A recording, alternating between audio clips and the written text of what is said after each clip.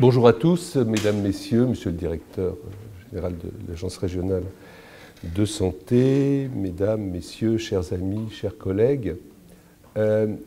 Comme tous les slogans, ce slogan est idiot.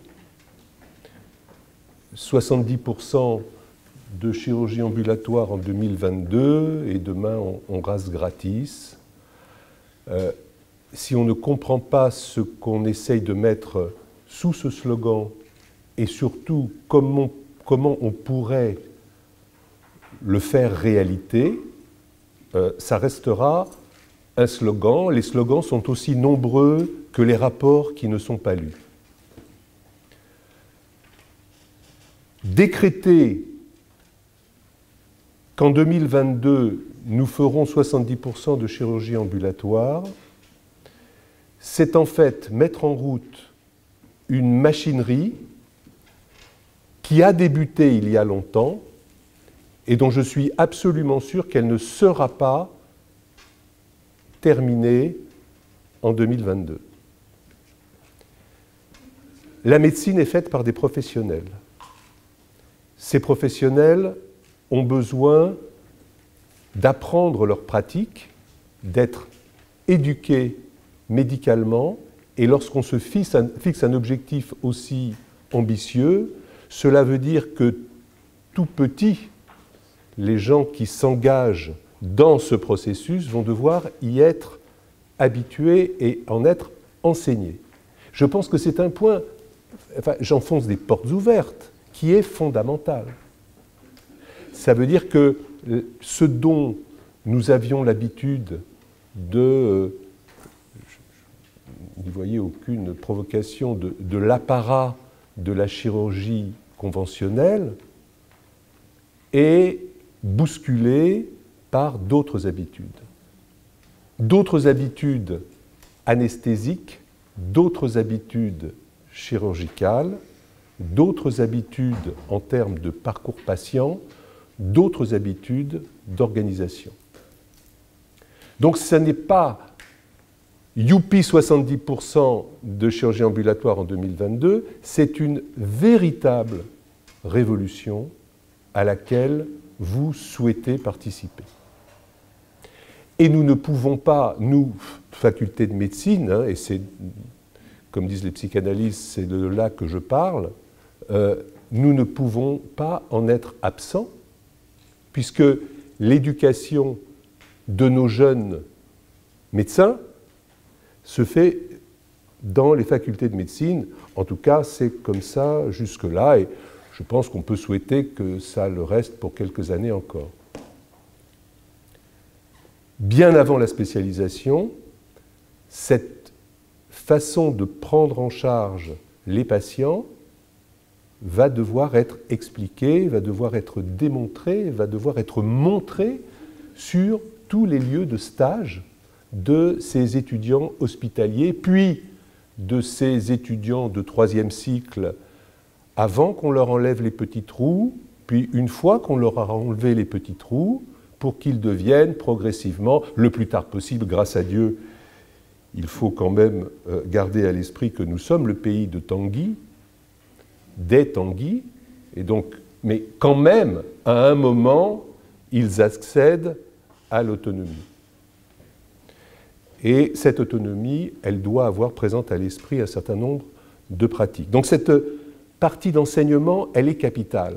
Elle est capitale, elle s'aide d'un certain nombre d'outils, parmi lesquels les plateformes de simulation médicale, qui vont jouer un rôle évident, parce que, là encore, jamais la première fois chez le patient, et cette chirurgie qui sera nécessairement différente, peut-être à la marge, peut-être profondément de la chirurgie, j'allais dire, conventionnelle, il va bien falloir aussi qu'elle s'apprenne sur des plateformes d'entraînement. Je vous fais grâce des discussions fort intéressantes que nous avons en ce moment sur la future localisation et les contours de l'école de chirurgie de l'assistance publique hôpitaux de Paris, dite école du fer à moulin. Quand il n'y aura plus de fer à moulin, il faudra bien lui trouver un autre nom, encore que, elle pourrait continuer à s'appeler l'école du fer à moulin ailleurs. Mais le rapprochement de cette école avec des plateformes universitaires est quelque chose qui est aujourd'hui à l'ordre du jour, sans que personne y perde son âme. Et puis, le deuxième grand volet, c'est la recherche. Il n'y a pas, et ce n'est pas à vous que je vais l'expliquer, il n'y a pas de bons soins sans recherche. Cela n'existe pas. Et cette recherche, elle est et elle va encore être alimentée par cet objectif. C'est une recherche en anesthésie, évidemment, qui a quand même fait au cours des 20 dernières années des progrès spectaculaires, même si tous mes amis anesthésistes, en tout cas quelques-uns, et Dieu sait que j'en ai, me disent « Ah non, ça y est, en anesthésie, c'est fait, on a tout trouvé ». Alors, heureusement, je ne les crois pas, mais... et donc je suis persuadé que même en anesthésie, il y a encore des innovations à faire, des découvertes à faire, et cette recherche, j'espère très sincèrement qu'elle sera encore très active. La chirurgie, évidemment, et Dieu sait que la recherche en chirurgie est peu développée dans notre pays. Elle est peu développée, elle est largement insuffisamment développée. J'ai eu le privilège, je ne sais pas si on peut appeler ça comme ça, de présider le jury de l'année recherche des internes. Nous attendons, comme toutes les régions, avec impatience de savoir combien de places seront accordées pour cette année recherche en Île-de-France. Le décret, l'arrêté devait sortir il y a début juin, comme c'est toujours le cas, et je suis sûr que maintenant c'est une question de jours. Le ministère n'a que ça en tête. J'ai été frappé de voir à quel point peu de projets concernent la recherche en chirurgie. Et ça, c'est quelque chose de très choquant. Au moment où tout le monde a à la bouche la chirurgie mini-invasive, la chirurgie robotisée, et que nous avons, faculté, fait des efforts considérables pour constituer une plateforme d'éducation chirurgicale à ces différentes modalités de chirurgie. Et puis, évidemment, puisqu'il faut cocher les cases, on ne peut pas parler de recherche sans parler aujourd'hui d'intelligence artificielle.